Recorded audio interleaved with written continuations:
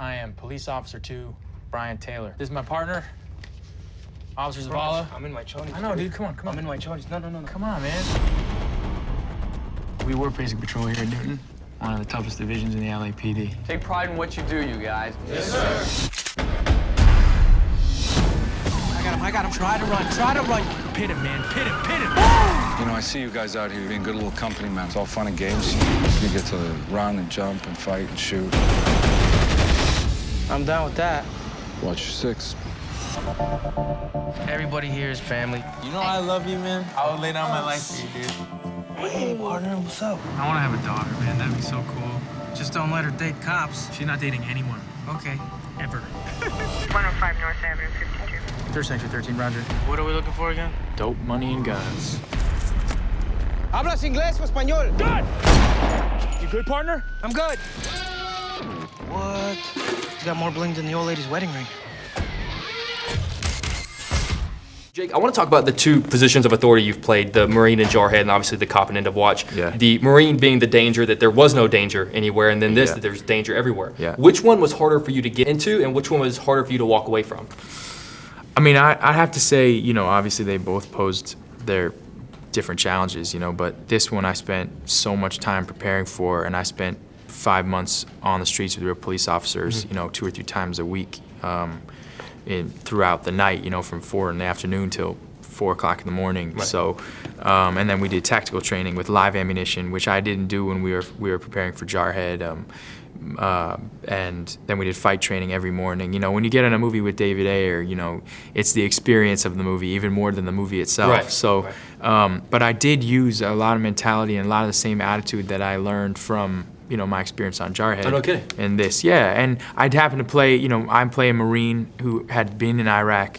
When I come back I became a police officer in the Newton Division in this movie. So it's this sort of strange kind of world where like you a weird move from one, sequel, yeah, in a weird way, yeah. And so, but yeah, there is so much more action in this movie. I mean, and it's really ultimately though about relationships and partnership and friendship. You Right. know, I mean, you could take these guys out of these uniforms and put them in a different context, and I think you'd still have an entertaining movie. Right, You most know. definitely. And I loved how it was filmed, man. The idea that you're filming for a film class and it kind of puts you right there in the action. Yeah. If you could have had one of your other characters kind of in movies filmed that way to kind of Yeah. be just right there, right along with you the whole time, which one do you think maybe would have benefited the most from it? Benefited the most, man. Most of my characters I played would benefit from being in that I think situation. see, I was thinking like if like Donnie Darko just had a camera with him the whole time, like how wild that would have been. Man, I would arrest Donnie Darko if I was.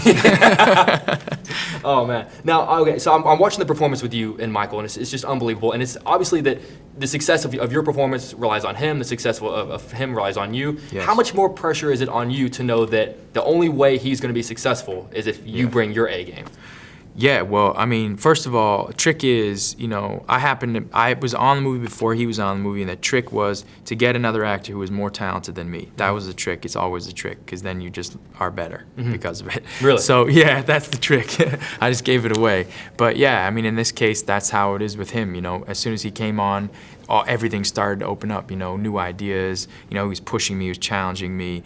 And I think we both didn't realize at the very beginning that it took, you know, when you get into a scene with an actor, oftentimes, you know, you can be out of sync in terms of ideas, and they can still sync up. But in the case of this, like you said, you know, it's yin and yang. You know, one doesn't work without the other, which is the same thing with 2 police officers, obviously, on the street. So as soon as it took a couple months, but as soon as we started to sync up together and realize that literally, I had to match him, he had to match me at different times. You know, I couldn't just go through the door first, or Right. he couldn't just go through the door first. We had to go together. Absolutely. That was a long journey. You know, that and when I talk to partners, even police officers, and I know we were talking about acting, but we talk about police officers who enter a building or enter a house or whatever they're doing, you know, that we watched them do that every night we were with them, you know, and all it did was sort of make us go back and kind of go, God, how do we get there? How do we get there? How do we get there? How do we get there? And inevitably, I think we did get there. Absolutely. Well, they're giving me the wrap. I just wanted to ask really quick. You just have a great moment in the movie with Michael where you guys win an award, and you look at him, you say, "Do you feel like a hero?" And he says, "No." When you got nominated for Brokeback Mountain, did it change at all how you felt about yourself?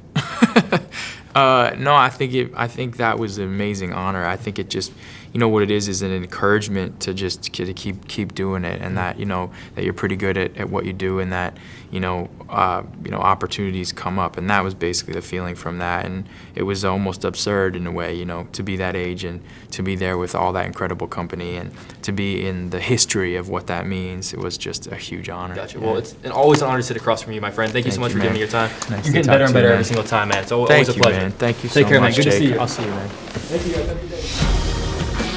That guy is into something. You're not a detective. Follow me into the house.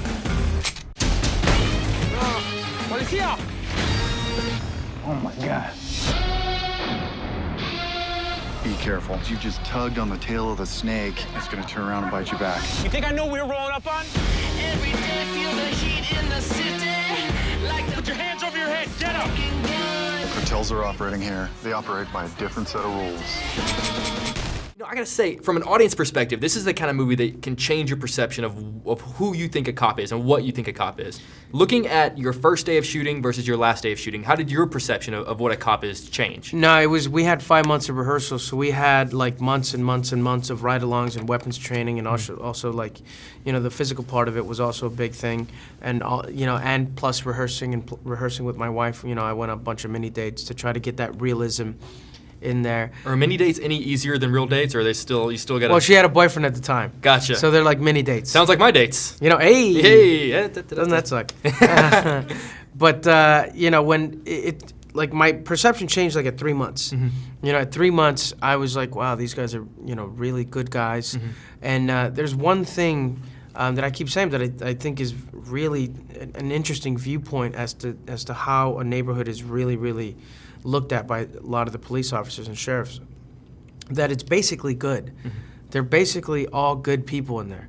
And there's like 20% of the people that aren't, you know, that are, you know, they're criminals or aren't do-gooders or don't have the people's best interest in mind. And those are the guys that you want to keep away. And it's not the other way around. You don't attack a whole neighborhood.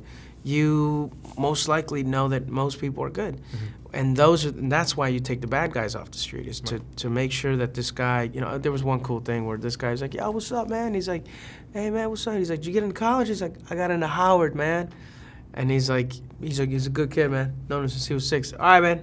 That's cool. Yeah. See, that's a real, and that's what I liked about the movies. It touches on those real kind of genuine moments like that. Yeah, but it's also tough to make a movie like this. Like, it's not, to try to make it about 2 guys that are good cops, a riveting movie, and hopefully compelling, entertaining. I mean, that's what you really want to do, you know, when you make a movie like this.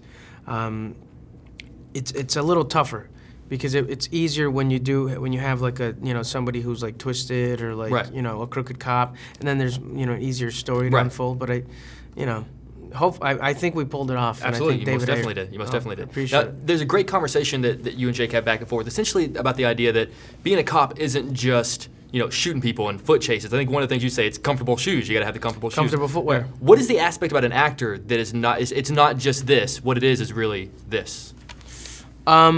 It's so funny. I'm like, oh, it's actually pretending, and then, you know, trying to do everything that you can do to make it happen. But it's so weird. It's almost like high school, where like every movie is like a year in high school. You know, you have different experiences, sometimes different friends. You know, the football team does something different. Like if you're I was in the football team, you know, and everything is like a complete slice of life. And, you know, for actors like me and Jake, we try to be the character as much as possible. Right. He's not really playing himself. You know, Jake's not this guy. And he does it really well, where he transforms him. And I seen the transformation of him, you know, the actor, the leading man, into like this guy, you know, and it was pretty awesome to see, like, you know, Brian Taylor. And it's not nearly as glamorous, but it's definitely satisfying. Well, that's how you know it's a good performance, whenever, you know, we think that that's what you guys are like. That's how you know oh you yeah, did it that's right. awesome. Yeah, well, they're giving me the rap. I could talk to you all day, man. Seriously, Right the on. movie's incredible. Thank you so much for your time, man. I appreciate it. So why do they call you Big Evil? Cause my evil's big. You're my brother. If anything happened to you, I would take care of your kids.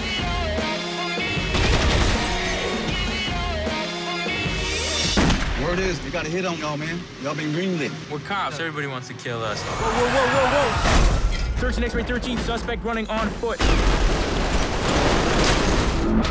Look at me. We're shooting our way out of here, bro.